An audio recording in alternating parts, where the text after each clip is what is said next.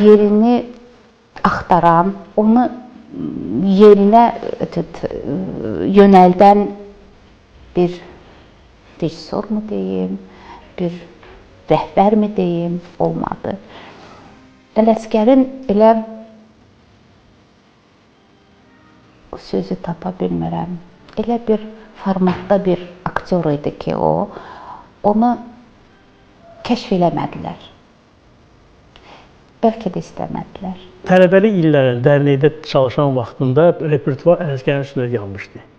Lütfü Məmmədbəyin bütün tamaşaları Ələsgərin üstündə yanmışdı. Bütün böyük rolları Ələsgər oynayırdı. Ələsgər dramaya gələndən sonra düşdü balaca rollara. Çox nadir aktyorlar olur ki, kiçik həcmli rolları ifa edirlər. Həm filmdə, həm teatrda. Amma onlar bir epopeyaya çevirirlər.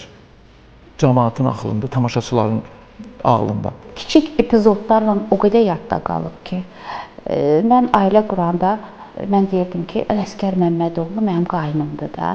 Qorxub, Ələsgər, hə, gözəl aktyordur. Yenə də onun epizodik rolları da həmişə göz qabağında olub, istənilib, sevilib. Öz imzası olan bir aktyor idi. Ələsgər heç bir aktyora bənzəmirdi. Onun öz yolu var idi. Öz dəst xətti var idi. Öz ruhu var idi. Öz münasibəti var idi sənətə, rola, obraza. Ona xoş idi ki, elə bir ki, nə rolu olsun, onu işləsin, getsin. Tamaşalarını istəyirdi, hamısını oynasın. İndi bütün aktyorlar istəyər ki, o istədiyi rol ona verilsin və yaxud da onun üçün gərək ssenari yazılsın, işlənilsin. İndi o da istəyirdi onu. Amma elə bir ki, lap epizodik rola da gedin, bu sevinə-sevinə, ürəklə gedib, ürəklə gəlir.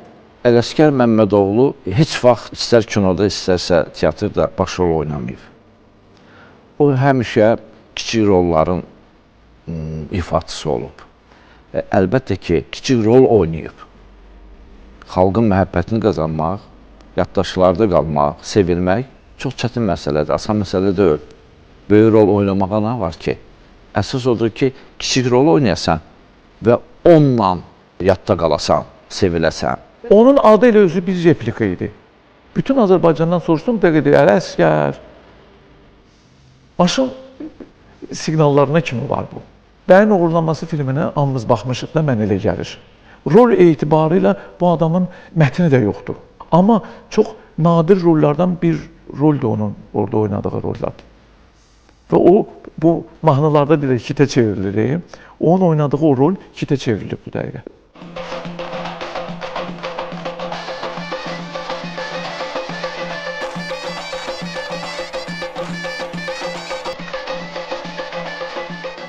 Ələsgərin səsi ilə siqnallar vardı da, bunu hamı bilir. Bir ara ümumiyyətlə dəbi idi. Ələsgər məndə piyada gəzən adamdır. Xüsusilə də bulvarda çıxıb gəzməyi sevən adamdır da. Biz aktyorlar da ümumiyyətlə diqqət çəkməyi çox sevməlik, xüsusilə də piyada gedəndə. Ələsgər mənim yolun qırağı ilə gedir. Bir nəfər də maşınını görür Ələsgər müəllimi, yan alıb da buna. İndi sürür maşını yavaş-yavaş. Ələsgər mənim getdikcə bu basır siqnalı, Ələsgər, Ələsgər. Ələsgər mən bir diksindim, mənim sesim gəlir. Biraz getdim, indi bu da təxmini müəyyən eləmək istəyir ki, bu yandan gedən maşınlardan hansıdır da bu? Ay, gördüm, orada mənimlə əl çəkmir. Alə, nə var, nə bu siqnalı yaradan? Ömrü bu problemlərlə rastlaşırdı da Ələsgər müəllim. Amma bunu da sənə sataşmaqdan ötürü edirlər, yox, bunu sevərəkdən edirdi cəmaat. Burada sual doğula bilər ki, niyə Ələsgər kiçik rollar oynayır? Bilirsiniz, bir aktyorun şans məsələsi də var. İstedad öz yerində. Məsələn, Ələsgər istedadlı aktyor idi. Amma mən hesab edirəm ki, onun sənətdə şansları olmayıb. O da insanın xarakteridir həyatda. İnsanlar var ki, harada olur olsun, həkim olsun, müəllim olsun, görürsən ki, liderdir də, kollektivdə böyük iddiaları var, öz məqsədinə çatmaq üçün, lider olmaq üçün, böyük olmaq üçün, rəhbər olmaq üçün mübarizə aparırlar. Amma Ələsgər heç vaxt böyük rol oynamaq üçün mübarizə aparmayıb. Məsələn, aktyorlar var ki, gəlirlər rejissorlarla danışıqlar aparırlar. Deyirlər ki, rejissora ki, mən baş rol istəyirəm, məsələn. Və çalışır ki, ona nail olsun, baş rol olmağı. Amma Ələsgər heç vaxt heç bir rejissora mən görməmişəm gəlsin desin ki, mən bu rol istəyirəm, böyük rol oynamaq istəyirəm, baş rol oynamaq istəyirəm. Həmişə gözləmə mövqeyində olub. Amma deyirdim də, sən istəsən, özün tələb eləsən, olar bu iş. Deyir, mən sənətkaram, məni necə istəyirlər, elə olur. Mən gedib elə bir ki, birinə xahiş eləyim, ondan sonra minnət qoyum və yaxud da ki, nəsə bir təklif eləyim, elə şeylər onda yoxdur. Yox, onu qəbul eləmirdi. Əməkdar artist adı veriləndə heç onun özü bilmirdi. Həmişə gözləyib ki, rejissor ona hansı rolu verəcək, onu da oynayacaq. Çox sakit adam idi. Çox sakit adam idi. Biri var ki, insandır, tutalım, qonaq gəlir. Kimsə basır, keçir, başda oturur. Amma gözləyəcək ki, onun yerini göstərsinlər. Ki, o harada oturmalıdır.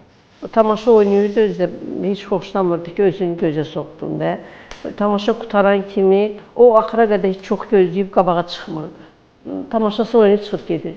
Həyatda nəyəsə nail olmaq istəyirsənsə, mütləq mübarizə olmalısan. Mübarizə aparmalısan. Döyüş meydanıdır həyat. Döyüşməlisən, vuruşmalısan. Əgərləri bir məqsədə çatmaq istəyirsənsə.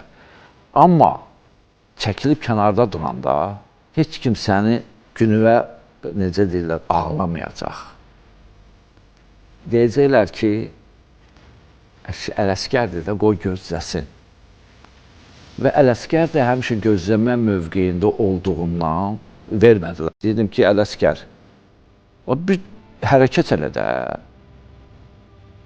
bir çalış da, vuruş da, bu rejissorlardan istə də, tələb elə də ki, mən nə qədər kiçik rollar oynayacağam. Axı, mən də bir böyük rol oynayayım da, görüm böyük rol necə olur. Ələsgər də həmişə boyun qaçırdı, neynirəm, oynayaram da, indi rejissorlar verərlər, böyük rol oynayaram, verməzlər də canları sağ olsun. Münasibəti belə olub. Siz birinci dəfədə gözləyirsiniz.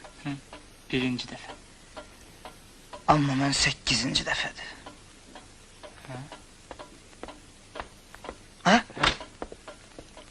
Salam aleyküm. Gözləyin. Salam aleyküm. Siz de gözləyin. Onda bu gülü verərsiniz. Çok sağ ol, verərəm. Siz de gözləyin. Siz de gözləməli olacaqsınız. Siz de gözləməli olacaqsınız. Hamlet tamaşasında Qəbir Qazanı vermişdilər. Ona balaca bir rol idi. Yaşar'ın dublör idi. Premyera gəldi. Dedim ki, Ələsgər sən oynayırsan bu gün. Yaşar oynayır. Yaşar oynayır premyeranı. Bir müddətdən sonra hökumət adamları gəldi tamaşaya baxanda, yenə də Yaşar oynadı. O çox ürəyinə salırdı da. Məsələn, həmişə bu ikinci planda qalırdı. Stres keçirdirdi, salırdı ürəyinə. Zarafat eləyirdi, ancaq hiss edirdin ki, gözlərində nəsə, onun belə baxışlarında nəsə qəmgin bir baxışlar var onda.